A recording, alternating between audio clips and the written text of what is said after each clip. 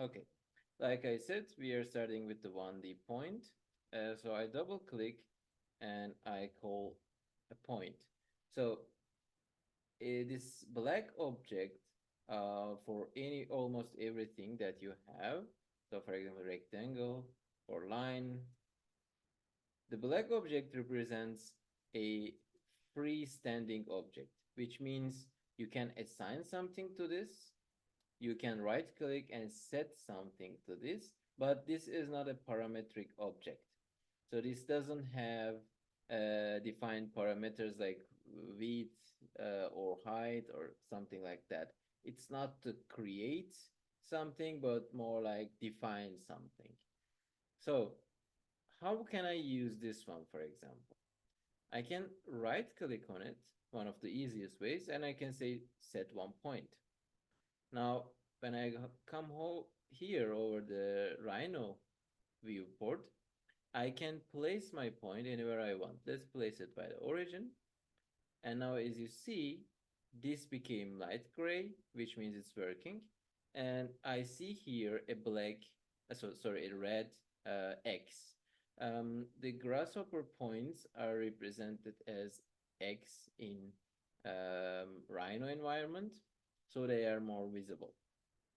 Now, as you can see, I cannot select here anything in Rhino based because this is like we talked in the first tutorial, it's a virtual element. But when I select this here, I can do move it around. But again, it's only when I select it in Grasshopper.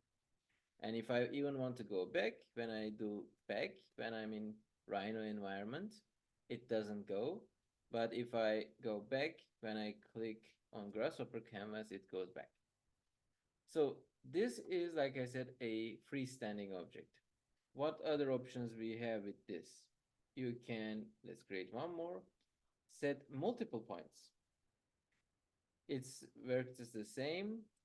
You can define more points like this.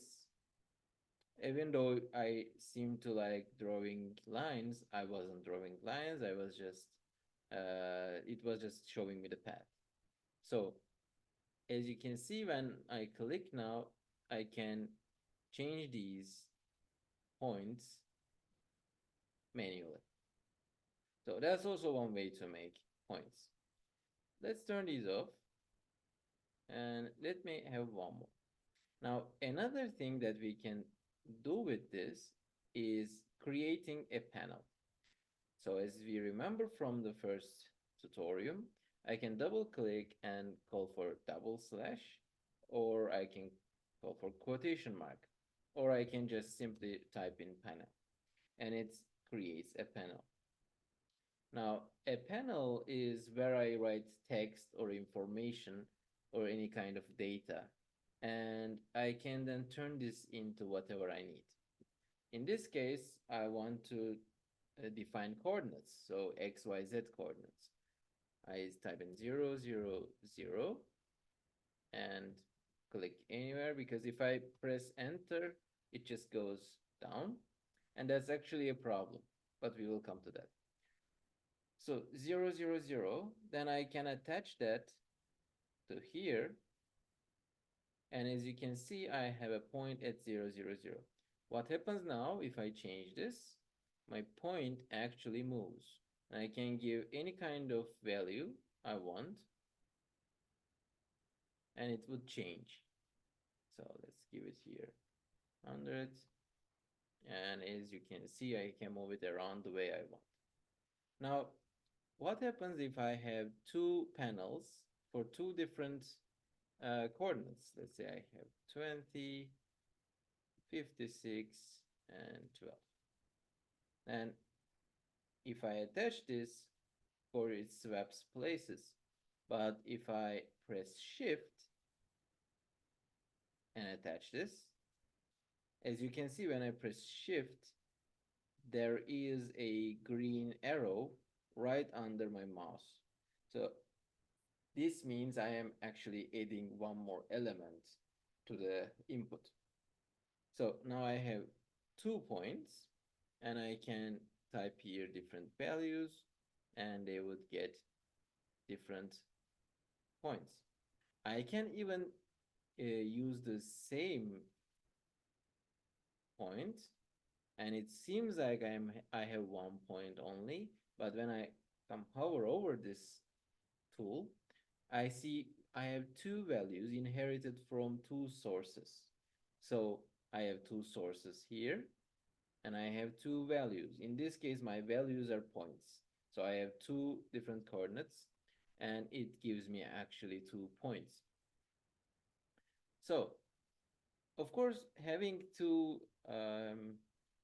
panels like this can be helpful in some situations, but not the optimal way. You can still create another coordinate here,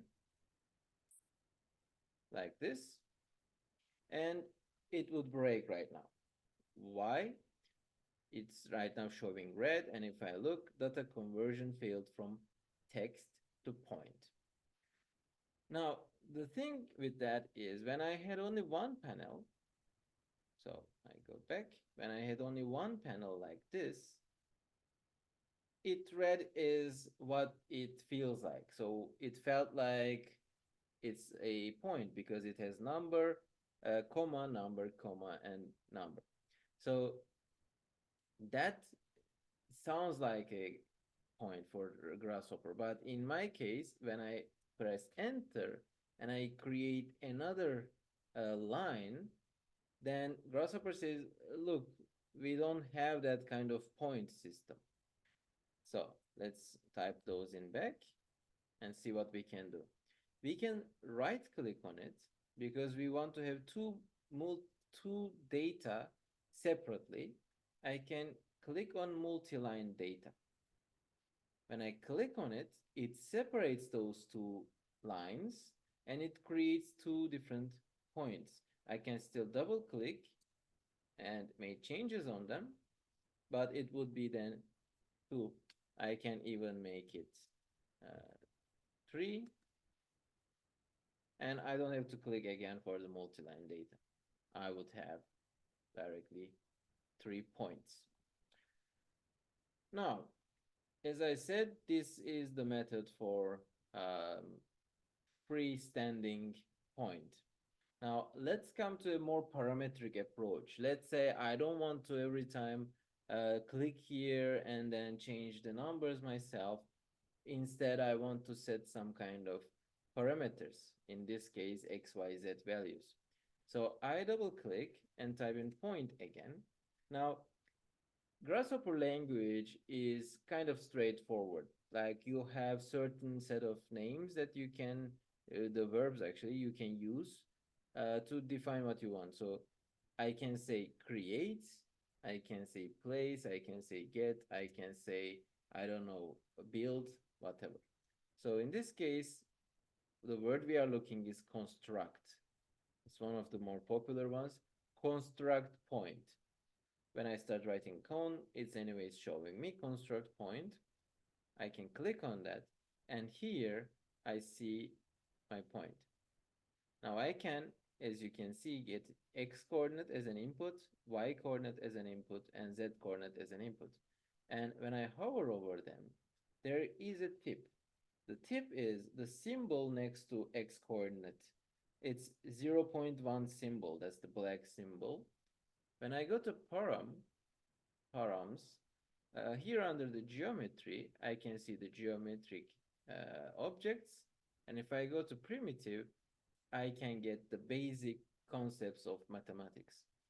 In this case, what I was looking at is this 0.1 is a number. So Grasshopper tells me x coordinate should be a number. Now I can double click and type a number, let's say 100, and then I can attach this to the x coordinate. Now I can only work with one number slider and put it to all three of them, and it would be going in an axis that x, y, and z coordinates are same. I can take out one of them. How am I doing this? Either I can right click and say disconnect, the number slider, or I can start taking a line from input, press Steuerung or Control on keyboard, and I can place it back where it came from. And then it takes it out. What happens now is that I have actually X and Y values, but my Z coordinate is set to the default value, which is 0. If I look from the top, you can see that my point is going in XY axis. Now, I can create multiple sliders for X, Y, and Z values, which lets me control the point individually in each direction, which is a useful way. Now, this is probably like not the last method you can create a point. There are a lot of ways that you can create stuff in Grasshopper if you are willing enough. But for now, let's say this is the one what we need. Let's come to the second object, which is a plane, another one-dimensional object. A plane, like I said, works almost as a point, or in other words, a point actually acts as a plane. So if I type in here plane, at the start I don't get much. I can get the plane, and I can here say set one plane and place a plane like I'm placing a point, but this time I have another parameter which makes me rotate the plane. In this case, if I put it like this, then I get the third parameter which defines my z point, or normal in this case, and I place it. So what happens is the x direction in this plane is different than my original plane. So I have in this direction and in this direction, but the original was x direction, the red one, and y direction, the yellow one. Now, why did I say that a point acts like a plane? The reason for that is, let's say I want to create an object. On the plane part, it says word xy, which is the xy plane in the default. I can put a point instead of a plane, and it would still act as a plane. So as you see on this point, I am starting to get a rectangle in sizes of 1 to 1 and 2 to 2. Or I can place this plane here, which I would again get my rectangle at this plane. Okay, now these are the fundamentals for the points, creating a point. And for the plane, we have just one more thing, which is creating a plane by the coordinate base. So xy base, for example, I can place, which is the classical, the one that we all know. And then I can go for xz plane, which is xz. And then I can go for yz plane, which is this one. Together, they are creating the space that the grasshopper has. Okay. Any questions from one-dimensional elements? No. Great. I mean, it's basic geometry, so it's more or less very clear, I also think. So we start with lines and curves. Now, this we can go a lot further, because when you go into the curves, there are unlimited things that you can do. You have splines, you have arcs, you have divided curves, and blah blah. But let's start with the simple thing of creating a line by some parameters first. So like before, I can just type in line and I get a black symbol here which describes a line. Then I can right click and set one line, which requires me to actually select 2 points in any direction I want. So I select here. So I draw my line. And like I said again, this is not some object in Rhino. But this time I cannot also move it with Gumball uh, just from the grasshopper. That just doesn't work. Now, another way would be like the other one. We can set multiple lines. So I start here, I go here, then I click again to this and place one here, place one here, and here.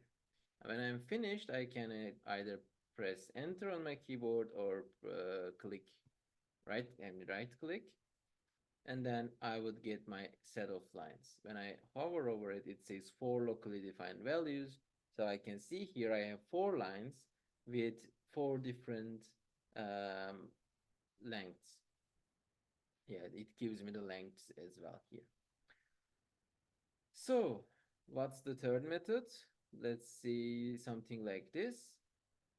I never tried before doing this because it's not that convenient, but let's try to have 2 points and see what happens with this. Well, as you see, unfortunately, this doesn't work exactly the way it worked with points. Now, luckily, these are not the only ways to create a line. So I can go for a line again, and I have the second option, which is create a line between 2 points, which is the most basic way of creating a line. So I can keep it here. I can maybe use these points. I have this one, and here I have another point, right? And this time it's even in z-axis. So for the start point, I can put this point, and for the end point, I can put this point. And it creates a line in between, which, because my point is parametric, is actually a parametric point. I can move it in any direction. This method is actually can be used to create animated Calatrava buildings, for example. If you want the building facade or some elements to open up or close, you can use this situation. You can use these points and get the stuff move in a certain axis. Just to show an example, I can create a circle and as a plane. So for example, I want to define a XZ plane like this one and put this point here. It's actually we could even use the bottom part. I don't need this.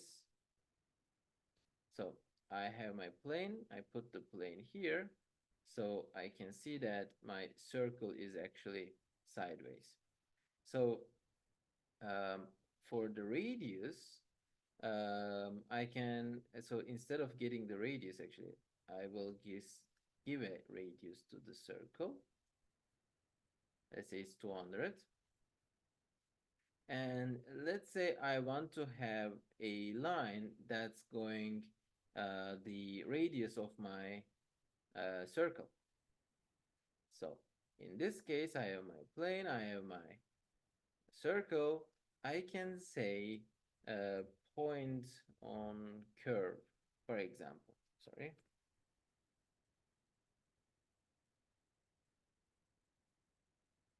Which lets me actually decide a point anywhere on this curve, anywhere on this circle in this case. And what I can do now, use this method. So this is origin, but let's get the origin of real what we are using actually to be sure. And as the second point, the end point, I'm using this. So what it does is I can then move this line the way I want to. I hope it's clear. But that's the way it works. And because this is like going from 0 to 1, we can also use a reversed version or something like that, even a negative value or -1 to get the actually other side. But those are mathematical functions. We will come to that. So let's put our points back. And yeah, here is my line. Now, another thing to create a line is line STL. Now, um, now it sounds like a Subway sandwich, but this is actually a way to create a vector-based line. What I mean by vector is I can first define a start point, which let's define again, that point.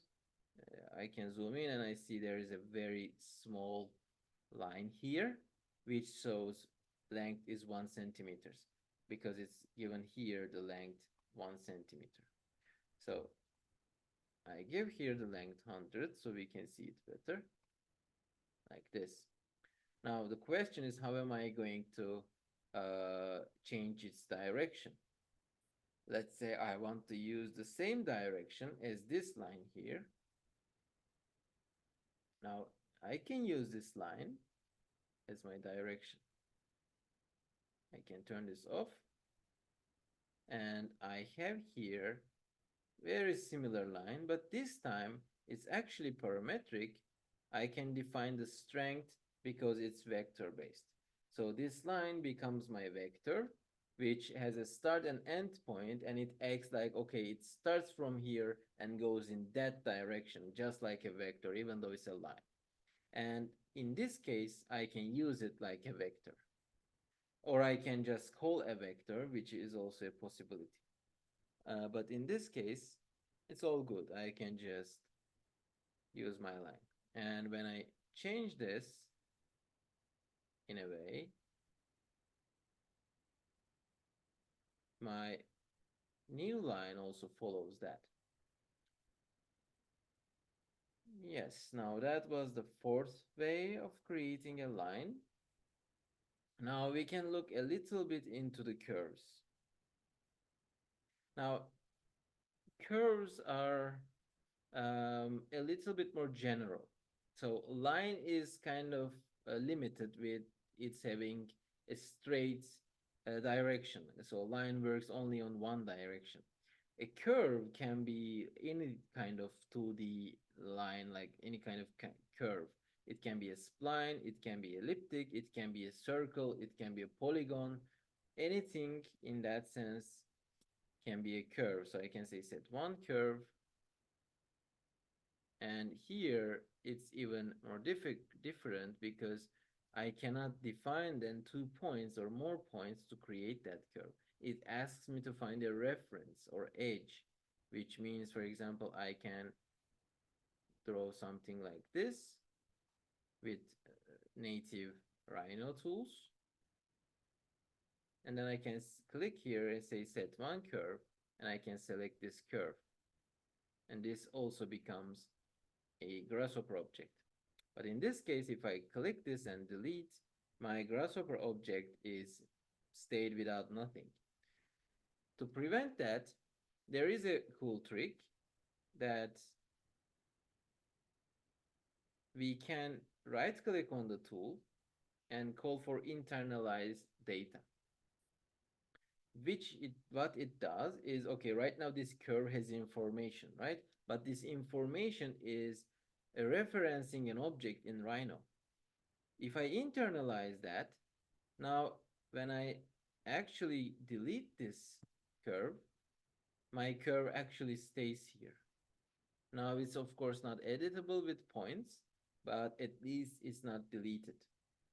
So when can we use that? Let's say I have a section or something like that, and I want to get a curve of the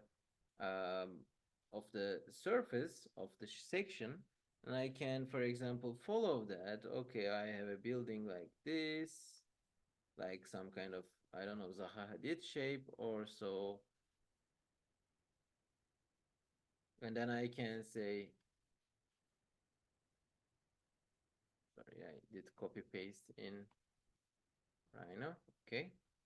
I can say set one curve. I can select this and I can right click and internalize the data. Now, even though I delete this, I have my curve. Then I can start doing some operations with it, like I can extrude in certain directions. For example, unit Z for vector, Z vector. I can give here 100 and it would become something. That's the most basic example. But as you can see with the curves, I have more control over what kind of curve I have. So curve itself has actually a tab in Grasshopper, just includes all kind of curve elements, which also includes here the line. And this is quite vast actually. We can go into that, but it would be too much right now because you wouldn't even keep it in mind. So it's mostly when you need something about the curve, you know where it actually is. It's mostly here.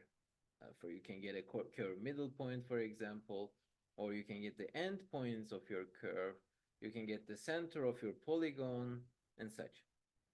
Now, um, after curve, line and curve, we have another 2D element thing, which is the polygons, which is actually a subset of curves. It's actually curves coming together to create some basic shapes. So I can turn the preview off for these and let's look at from the top. We are going to be working in 2D. So again, the same thing. I'm not going to repeat it too much. You can get a rectangle here. You can say set one rectangle and you can draw here one rectangle. Voila. It's the same method always with these. Of course, like curves, there are exceptions, but most of the basic forms work this way. But what about a polygon? So if I select the polygon, as you see under params, I don't actually have the polygon directly. What do I mean by polygon is also another question. Because as you can see, we have here rectangle. It's fine. It's actually four corners. So it's actually a tetragon, I think. And the thing is, a polygon gives us the freedom of creating as many corners as we want in an object. So as you can see, I don't have here a triangle, I don't have a pentagram, or I don't have a hexagon. Pentagon, not pentagram. That's something else. So in this case, I can use the polygon tool, which again asks me to give a plane. It's by default XY plane, so it's fine. Then I can give it a radius first, like this. And segments, as you see, is default by 6. So it's actually a hexagon. Now I can then add here another number slider from 0 to 10. And actually I want to limit it by double clicking on the number slider and make the minimum of 3. Why? Because we cannot get a polygon with less than 3 segments. So I add this to the segment, and as you see, it automatically turns into a triangle. Now, as it comes to where is 100, is as you can see, from the center to the corner points is 100. That's its radius. I can make it 4 to create a rectangle. I can go for 5. I can go for 6, 7, and so on. It's unlimited. I mean, you can go for 1,000, then get a circle basically, something like that. After a certain point, it doesn't matter. So that's one way to approach that. Let's go here, back. So like a pentagon. And here I get the length of the circumference of it, and I get my polygon as a curve. As you see, it says polygon curve. So even though it's a closed shape, it's a curve, and it's actually called a closed curve. Now, yeah, you can also get fillet radius. So let's try giving some, so like 30, which lets you get the corners like this, filleted. You can come up with quite interesting shapes using these. Now, another way is that one of the more common objects we have, for example, circle. Now, when you type in circle, you of course again get the black one, and you also get the circle which this orange background. Now these are the tools that you let you create one object. Same we can see with rectangle. You have the black and orange symbol for the rectangle, which lets you create a rectangle from parameters. We will come to the rectangle soon. Now let's go with the circle. The plane is again the XY plane, and the radius I can give again 100. And then here I have my circle. Now, as you saw a couple minutes ago, that I used another plane to actually rotate my circle. It's just based on the plane that we are using. Now, for the rectangle, we have a little bit more creativity than here. Now, of course, a circle has a radius and it goes same amount of distance in every direction. But not with the rectangle. It works a little bit different. I can go for the top view, and now XY plane is fine. And let's give it 100 in X and Y directions. So I have my X and Y size as 100 both, which makes me create a actually a square, because both sides are equal, and make it parametric. Now, as you might have noticed, it's actually going from 0 to plus 10 and plus 10 in X and Y directions both. What happens if I go to X direction with a plus, but go to the Y direction with negative, so with a minus? Then it will go in the other direction. Now I can use this for both, of course, and I can use the opposite to get it on the other side. But what if I want to make this my center? Now, it's a little bit tricky. It contains something called domain, and I'm going to explain it in detail later on, but just to mention what it is, a domain is actually this: -1 to 1, which means the numbers from -1 to 1. Domain. And then here I can get a range from domain, and you can see I have 10 steps. So in every step, I'm getting 0.2 closer to the other side. So it starts with -1, goes with minus 0.8, minus 0.6, but it includes every value within, every single value. If I give here as steps something very high, it would still divide it, and I will get a lot of values in between. So it's actually unlimited amount of values. So -1 to 1. Let's make this -100, or like -50 to 50 for X and for Y. What happened?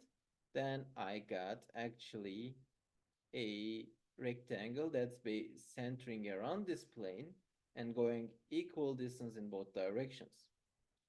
Now, how can we make this parametric? Does anyone have an idea? How can I make it parametric so I can define which one is left, which one is right, how much left, how much right, how much up, how much down? Any ideas?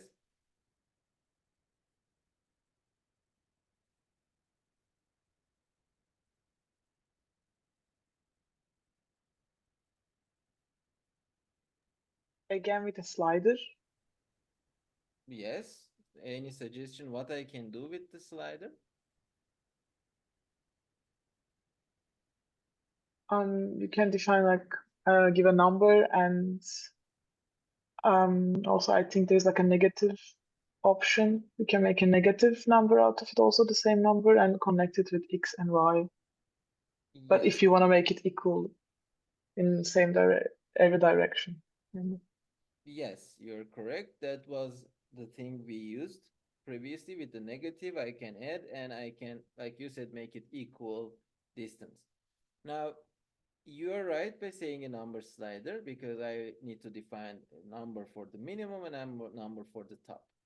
Um, what's missing there is I need to create myself a parametric domain, which is like I need to be able to define what's before two and what's after two.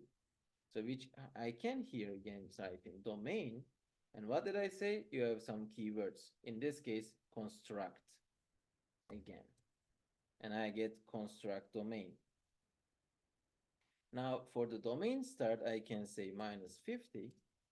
Sorry, you cannot directly write minus 50, but you can type in minus 50 smaller than 0, like this. And I put it by the domain start.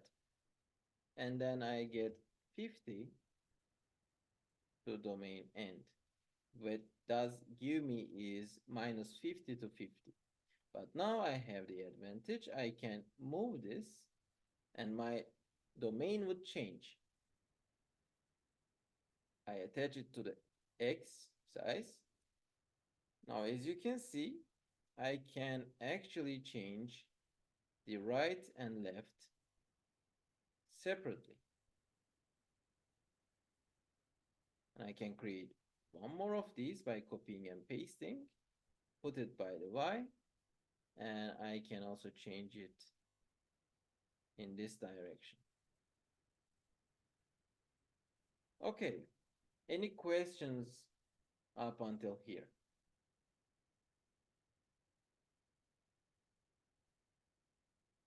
No. Great. Actually, let's keep that. Let's save this also to desktop. Now, what do? We have made the polygon. Actually, let me just put here some plus. So we know we've done them. So we have 2D surfaces. Of course, when I have my curves, it's pretty primitive. I just have curves. I just have a boundary, which is an important word in Grasshopper, boundary. So boundary is actually my perimeter, my set of curves that creates a closed area. And that area I can turn into a surface by giving a boundary surface component like this. It's called boundary surfaces. And I can give it edges, which those edges can be my rectangle. And as you can see, it turns into a face, turns into a surface. I can use my circle. I can use my polygons and any kind of closed loop I can use to get surfaces. Now, you can also type in surface and get this black surface icon. Again, you can put the rectangle to it or any kind of shape, and it would again create a surface. So both tools are actually doing almost the same thing. I mean, there might be small differences with how they behave, but more or less they work the same way. Now, actually with the surfaces, this is pretty much the best way to create them. You can create surfaces with other methods, like for example, let's turn this off. Let's say I move this rectangle in unit Z, which is up, and it's 400 centimeters, for example, like this. But we can make this a little bit larger, I guess.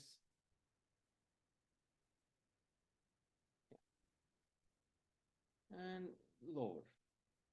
Yep. So I have actually two rectangles here now. Actually, in this case, I have one here and one here.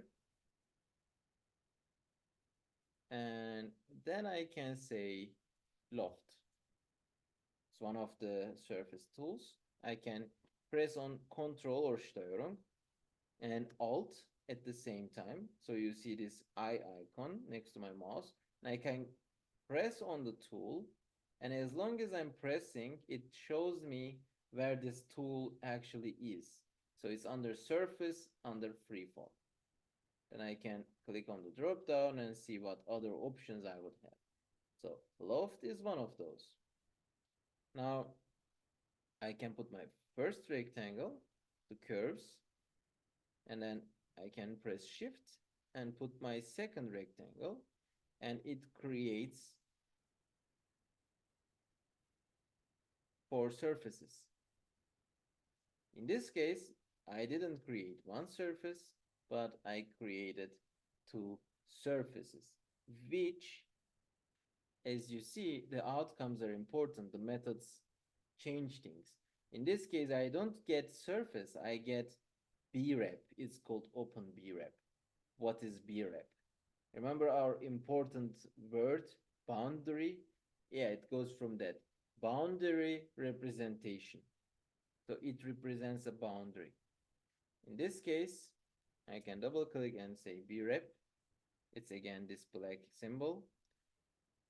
I put it here. This is exactly doing the same thing. Nothing changed here now. And now, for example, I want to get the faces. BREP consists of 3D elements. Like we are going to come to that, but it has faces. It has points called vertices, the egg points, the edge points, actually corner points, and we have the edges. So edges are lines or curves. Faces are surfaces, and vertices, I mean corners, are points. And to see them, I can get, for example, deconstruct. So I was constructing to get something. To get less stuff or more diverse stuff, I can go for deconstruct BREP. What it gives me is actually faces, edges, and vertices. As you see, when I hover over the vertices, I get to see, okay, that's a symbol of point. And I come over the edges, I see, okay, this is curves. And I come over the faces and it shows me a surface symbol. Now from that, I can get any kind of surface also. Now, let's come to what we can do now, because surfaces are, for the basic part, is this. Of course, you can manipulate the surfaces, but let's now focus on our last form type, which is 3D forms, which is extremely vast because it's basically everything that you can have. Now, let's go with the most basic form of creating like a 3D form is by basically going for shapes like sphere. So you have a base and you have a radius, like let's say 100, and you have a sphere. That's quite straightforward. Or Sorry, let's can go. I maybe ask a question before you get into 3D? Sure. About this surface command, surface tool. When you connected the curve that you draw with the surface, and it kind of generates a surface between the curve how does it work? But because when we like click right and we can set a surface, not the edge surface, but the normal, just this basic surface thing. Yeah, Except we one can surface. only set a surface, but we cannot select curves while doing that, right? So if I have, for example, a closed curve like this, Yeah. I can right click on the surface, try set one surface, and I cannot select the curve. The reason for that is why there is the boundary surfaces and why there is the surface. Surface is actually for selecting the surface. Let's say I have a surface like this in shaded view, I can see that's a surface. Now I can say set one surface and I can select it, but it doesn't let me select a set of curves. But we can connect it with a closed curve and then generate a surface. Exactly. Well, if you want, you can select this. You can create a curve component, say set one curve, which defines this as the curve, and then you can create a surface out of that. That's also a Okay. possibility. If you have multiple curves, let's say, so this is a closed shape, but if I go for curve, set one curve, I select this. Well, okay, this because I connected it, this became one curve. But I mean, if you have multiple divided curves, you can use the set multiple curves option to actually get multiple curves. Or, for example, something like this. I can say set multiple curves. I can select this and this. And then I can put the surface to it. So I get actually two surfaces. Did that answer your question? Um, yeah, it just seems weird for me that it generates a surface from a curve itself. Like it kind of lofts Kind of. between. It finds the closed area and fills it with a surface. Hmm. But the good thing about that is you can even go 3D with that. I mean, let's say you have 4 or 5 points that are completely all around, like doesn't have a what can you say? Like doesn't have any kind of plane. It can still create a surface out of that with the edges. So, okay, if that answered it, Yeah, I thank can you. go back to the 3D. So after the sphere, I can also create a cylinder, for example, which again takes a radius, but this time I can also give it a length, which is actually how tall it is. And again, the result is surface and surface. So these are not B-reps, but these are actually surfaces. Well, technically you can get a B-rep and you can put the cylinder there and you can turn this B-rep into a surface, which lets you then deconstruct it later on. So you can get the points, the vertices, the start and end points, or you can get the edges. So you have this straight one for the length, and you have two circles, and then you have your vertices, which are these 2 points. And of course, you have one face. So going more with the 3D objects, I want to use this one and show my favorite and most cliche way of creating something looks like an architecture. So let's give it a higher number here, like this. Now, here we can play a little bit with what we have. So I have a hexagon shape. Let's say this is my building base. And I want to create an apartment out of that. I can go for move. So I want to move this surface and I want to move it in unit Z. So in the Z axis. So it goes up. And then here I can define what height or I want and how many of them I want. So I want 300 centimeters each, even actually maybe more. Let's go for 500. And then I want 6 of them. Now, how I'm going to create 6 of 500, because if I multiply, it's just going to give me 3000, which is going to be just 3000. I want them to be separate. So I use a component called series.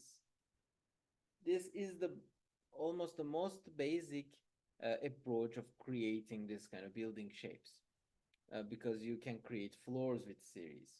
Now count is how many I have, 6, and the step is what's the distance I want in between. So it's 500. So what do I get in return? Is something that starts from 0 because the default is 0, goes from 0, 500, 1000, 1500, 2000, 2500.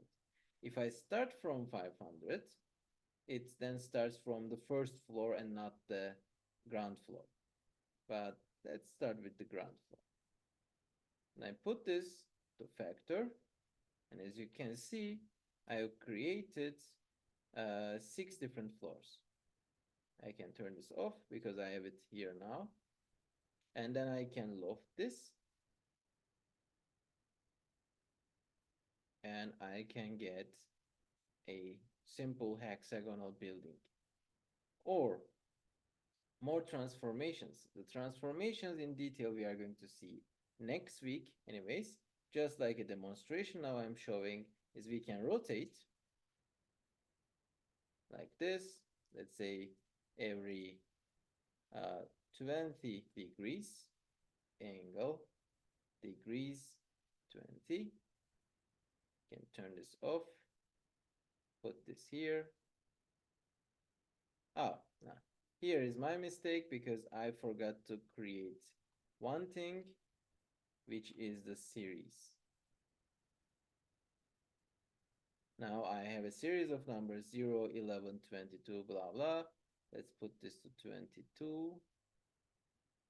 Oh, this is the step, yes, 22. And put the series here. Now I can twist it the way I want to. Because it's creating a loft, I then get to see the nice shape it creates. Now, when I go deconstruct brep,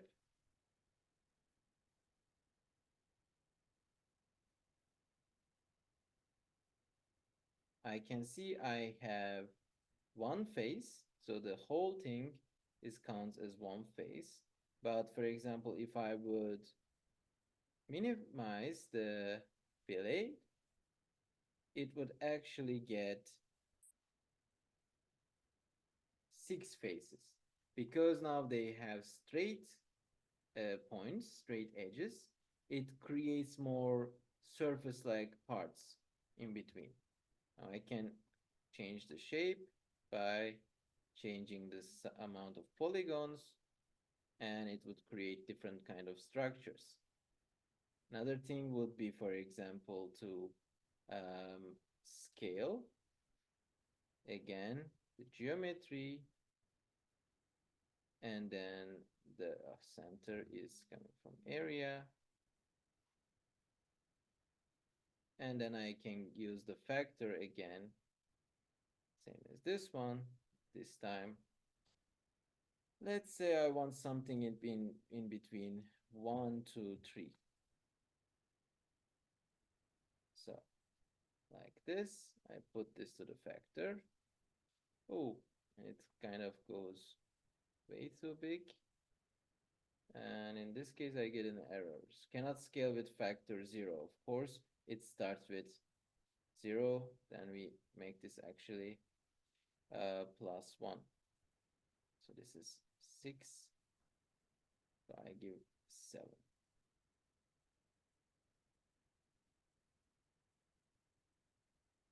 No, actually, I need 6. Yeah, like this. So now I can change the scale value here and it would give different values. And from that, I can also create a loft and still get this shape. Of course, now the series is going too high.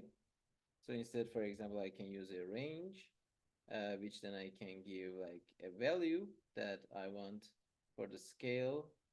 So 1, 2, 3. And I can divide it into 6, which then gets the minimum of 1, maximum of 3, and divides it into 6 pieces. In that case, I can see here that my form is changing its shape. And here I can change some loft options, so I can get different kind of shapes, but it's up to what you actually want. The good thing about is that I can come up with cool shapes just in seconds and have them as parametric objects. So, like I said, the transformations are today more like a demonstration, and in detail, we are going to see them next week.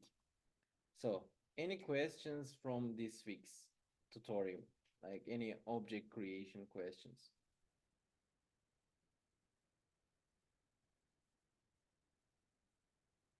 None. Then I think we can finish it for today. I'm going to try to keep these 1 hour, so it's also better for you and better for me. And yeah, if you have questions later on, you can ask me by email also. Thank you for coming. Thank you. See you next week. See you. Thanks. Bye bye.